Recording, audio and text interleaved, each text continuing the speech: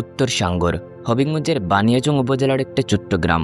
সবুজ ধানের ক্ষেত, কুশিয়ারা নদীর কলতান আর গ্রামের মানুষের সাধারণ জীবন। এই ছিল এই গ্রামের গল্প। কিন্তু একটা দুপুর 5ই মে সবকিছু বদলে দিল। একটা সংঘর্ষ যেখানে গ্রামের দুই গোষ্ঠী আলাউদ্দিন মিয়া আর নুরুল হুদার লোকজন দেশীয় অস্ত্র হাতে মুখোমুখি হলো। ফলাফল, অর্ধশতাধিক মানুষ আহত।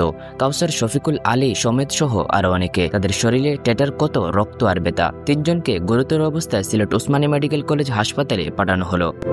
এ বিষয়ে বানিয়াচং থানার ভারপ্রাপ্ত কর্মকর্তা ওসি গোলাম মোস্তফা জানান, উভয় পক্ষের মধ্যে দীর্ঘদিন যাবৎ বিরোধ ছিল। সম্প্রতি গরু দিয়ে খড় খাওয়ানো নিয়ে তাদের মধ্যে ফের বিরোধ সৃষ্টি হয়। এ নিয়ে দুপক্ষের মধ্যে সংঘর্ষ হয়েছে। খবর পেয়ে পুলিশ ঘটনাস্থলে গিয়ে পরিস্থিতি নিয়ন্ত্রণে আনে। বর্তমানে পরিস্থিতি শান্ত রয়েছে বলেও জানানো ওসি।